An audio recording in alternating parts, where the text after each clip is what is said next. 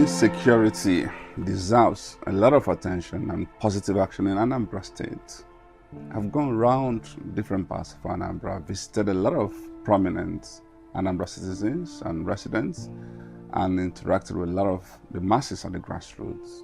I can clearly say that security is our #1 priority. I've visited many cities in the US and Canada recently, spoken to a number of other diasporans in other continents, the same feedback. Even common sense should tell us that the importance of security of lives and properties can be overemphasized. I did a video recently calling on the attention of the governor on this same issue. What did I get in return? Backlashing, loyalists and aides of the governor, some arranging for placards and protests instead of paying attention to my message. What even shocked me was one of the aides taking on Arise TV to announce that only roads are important as first, second, and third priority, as if nothing else is important. I do not want to reel out statistics, or I'll be scaring more people away, but we have to be able to speak truth to ourselves. Onye Anambra ọbụla shogodole dị ndụ tupu ekwube ihe ndị ọzọ. Beyond this, Section 14, Subsection 2B of the Constitution of the Federal Republic of Nigeria, 1999, clearly says that security and welfare of the people shall be the primary purpose of government, and government at all levels. Billions are devoted as security votes, again recognizing the importance. Onye chọrọ idezi obodo ga-edezi obodo. Amaghị m ihe a na-ekwu gbasara this. I want to say this to everybody. In announcing his 5 solution pillars on his inauguration, the governor said this. Our detailed plan rests on 5 key pillars. The first is law and order, and that is homeland peace and security. We will celebrate when security of life and property is guaranteed and law and order is restored. Yet not much has changed. In fact, it's gotten worse, if you ask me. We're still being bedeviled by kidnapping for ransom, banditry, farmers, herders, clashes, cult and drug-related criminality, and communal disputes here and there, some even orchestrated by government. Let me say this. The governor has fallen short squarely. Governor Soludo has clearly broken the contract with Anambra people, which are encapsulated in his governing documents from Anambra Vision 2070, a 50-year development plan, to the Soludo solution, and then the transition committee in the combined report. Ndị egbugolo, ndị kidnapugolo, ndị repugolo, bụkwanụ ndị ụmụ mmadụ, ụmụnne mmadụ, nwunye mmadụ, di mmadụ, nne na nna mmadụ. Biko, obi umeala ka anyị ga-eji lụọ ọrụ a. Obi mwute, obi mmadụ na ibi ya ka anyị ga-eji dezi obodo. Ihe anyị ga-eme dị anyị n'aka. It is time for us to speak up and urge the government, advise the government, encourage the government, and also do our own part as citizens. Let's take the governor by his own word. All the stakeholders must now review both the narrative and the action plan.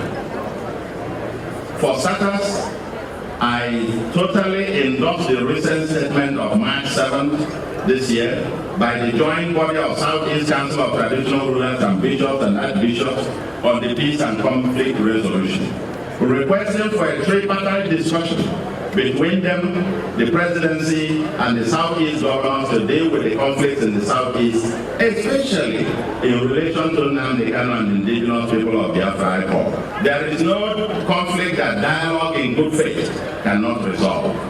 Our government is determined to urgently restore peace and security in Anambra, and we will seek active collaboration and cooperation of all stakeholders. Here, I'm not even aware of any single dialogue that has taken place. Certainly not in my local government, his local government, Agwata, not in Obaru or Ihiel or Newi, because I've made inquiries.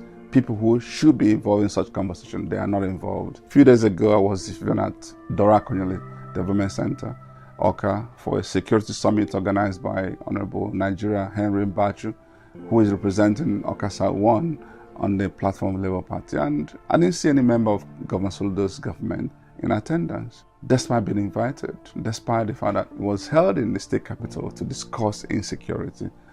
Another task he gave himself to amend and implement Anambra State Security Trust Fund Law 2010, which an amendment law of 2018. We shall embark on massive training and social re-engineering to win our people off the old unproductive ways.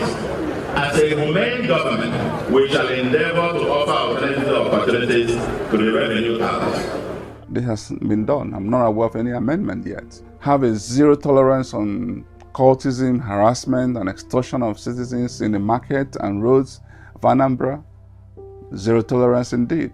You're seeing all the mayhem going on in the markets in different places.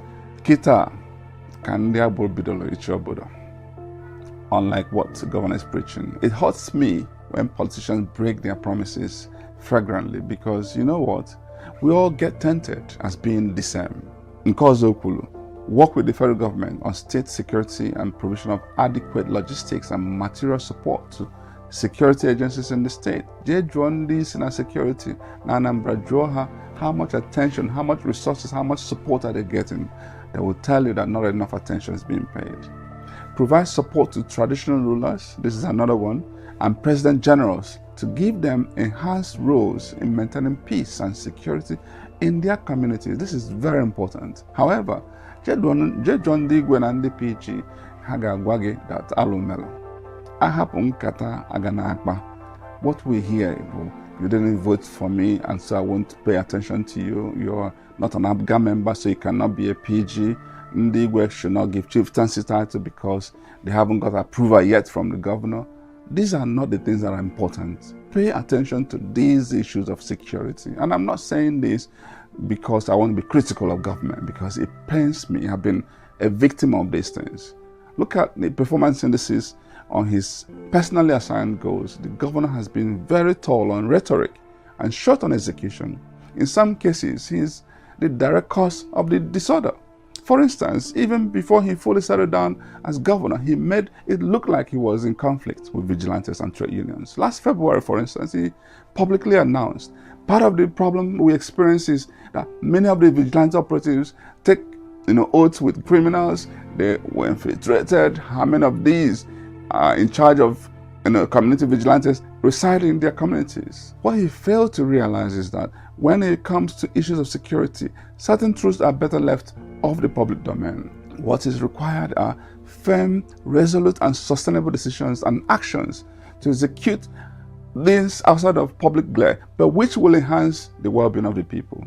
It is becoming crystal clear that there is no solution by Soludo to the issue of insecurity in Anambra State. It is either he thinks words alone would make insecurity go away, or he doesn't even think it deserves enough attention, which is not good enough. Going forward. Let's pay attention to this part. We must begin now to solve the problem even before his tenure ends next year, because I am among mother negable victims. First, we have to understand that people normally take to crime when they feel hopeless about the future. The governor has to be a source of hope in words and in deeds. To build hope, you must earn the trust of the people. Governor should speak less and do more. He should be empathetic, genuine, and humble, and come to the level of ANAMBRA. The next is to create jobs. Jobs and jobs. Let people get busy, not only to benefit individuals, but also for community development and economic growth. Government can't do this alone, obviously. It needs to again engage the private sector, so we can put them in place, from power to infrastructure, whatever. All these things are very crucial. When we take issues of insecurity seriously, you'll see private sector wake up. This will foster a sense of purpose and belonging, reducing the motivation for criminal behavior born out of desperation. Clearly, lack of good governance is a key contributor to criminality, and I understand this as part of governance and corporate strategy. With this, therefore, it is possible to demarcate between the ANAMBRA that turn to crime out of hopelessness and outright criminals wheeled into criminality. We will then begin to take battles into the camps and hiders and abode of the criminals. We have seen this done before under the leadership of our leader, Mr. Peter Obi. So when I say this, I'm not talking about some unimaginary things. This has been done in Anambra State. This goes, with creating a law and order society. To achieve this, we need due process in instituting leadership at grassroots level. It's not enough to just succumb to pressure to organize local government election, for instance. We have to do that on time, transparently, and fairly. We must be able to mobilize the joint efforts of security agencies, the Nigerian police, DSS, armed forces, civil defense, vigilante services. I've devoted my time to understanding this. With these agencies, if we engage them well, pursue collaborative strategies, we must be able to cement the ideals of community policing, as it is very clear and is also very dear to my heart that a major plank of solving the security challenges Anambra State faces is through internal security, working together within the Anambra at grassroots level. All the crimes we talk about, from kidnappings, lawlessness, and what have you, happen at the community level, so we must solve them at community level. We must empower them, we must equip them, we must train them. This ensures that everyone participates in the process of protecting themselves, securing their lives by themselves at their community level. The current reactive posture must give way to a bold, proactive stance that relies on more reliable information and actionable real-time intelligence for crime prevention. There should be training and retraining of members of the AVS and the security services in this direction for effective discharge of their duties. The security architecture of Anambra State must be made to work from the Anambra and not exist in rhetorics. In the Anambra, most importantly, I understand very well the imperative of regional approach to tackling insecurity in the states. It is the failure to work together and adopt a common approach that has emboldened the criminals. They jump from one state to another instead of us working together to chase them concurrently. Criminals are chased up in one state, they move to the other. And this is what I believe Governor Oti is doing in Abia State, which is why he's succeeding, working collaboratively with his neighbors so that they can tackle insecurity head on, no matter where they find themselves. Anambra, biko ka nkwudebola.